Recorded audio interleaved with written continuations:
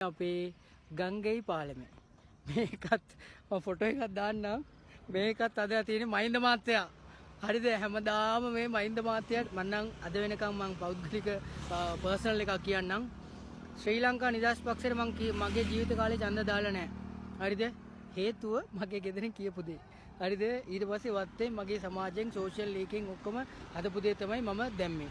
එතකොට අනිත් දෙක අපි මෙන්න කවුද 2005 මහින්ද මාත්‍යාව වැට්ටුවේ ඔක්කොම එකතු වෙලා මේක තමයි ඒක තමයි කියලා තනිකරම අර මහින්ද මාත්‍යා හොරකම් කරලා තියෙනවා ඒක කරලා තියෙනවා මේක කරලා තියෙනවා කියලා මේක දිගටම පෙන්වන්න ආවේ මෙන්න මේ කියන මේ හොරකම් කරලා තිබ්බනම් මේ වගේ පාලම් ගන්න පුළුවන්ද පොඩ්ඩක් Google කරලා බලන්න මල්ලිලා අයියලා ඇෆ්‍රිකන් වල North Africa South Africa East Africa West African side countries වලින් දුප්පත් රටවල් ටික පොඩ්ඩක් හොයලා බලන්න ඒකේ පාරවල් මේ වගේ ඉන්ෆ්‍රාස්ට්‍රක්චර් හැදිලා තියෙනවද කියලා. අන්න ඒකට තමයි මචං කියන්නේ හොරකම කියලා.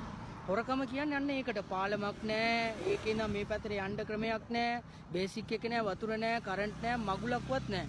හැබැයි මේකේ හැම එකම තියෙනවා නම් ඒගොල්ලෝ යුද්ධෙත් ඉවර කරලා දීලා තියෙනවා නම් මට තේරෙන්නේ නැහැ UMP කාරෝ බොරු කිව්වද එහෙම නැත්තම් අර මහින්ද මාත්‍යාව වට්ටන්න ඔක්කොම කුමන්ත්‍රණ කරාද ඇත්තට මේ මිනිස්සු හොරකම් කරලා තියෙනවද හොරකම් කරලා තියෙනවා නම් අද වෙනකන් මේ මාත්‍යාවයි අල්ලන්නේ නැත්තේ ඒ අල්ලන්නේ නැති හේතුවත් අපිට කියන්න එයාගේ තියෙන අර දක්ෂතාවයේද නැත්තම් ඔයාලා මේ බොරුවක් කියලා මිනිස්සු වැට්ටුවාද කියලා දැන් මං යන්නේ ඊට එයා පැත්තේ තියෙන්නේ මූදුරු වලට එන්ට්‍රන්ස් එකේ ඉන්නේ අද එන මූදුරු තමයි මේක ඇතුලේ හමුදාවක් අපිට තියෙනවා පව් ඇත්තටම ඒක ඇතුලෙත් ඉන්නවා කිව්වා එතකොට දිගටම ඉතින් ආරක්ෂක අංශ වලින් නම් අපි හොඳටම ආරක්ෂා කරනවා ඒ නිසා ඉතින් අපිට බය වෙන්න දෙයක් නැහැ අපි අදත් නිදාසින් නිදියනෝ නම් අද කාරණාව ඒ හමුදාවෙන් කට්ටියට තමයි ඉතින් ක්‍රෙඩිට් එක යන්න ඕනේ මොකද නැත්තම් ජාතික ආරක්ෂාවේ දුර්වලතාවය තිබ්බනම් අපිට කොළමට ගහනකම් අපි දන්නේවත් නැතුව ඇති ඒ නිසා මාත්‍යෝ ඔයගොල්ලෝටත් රෙස්පෙක්ට් ජය වේවා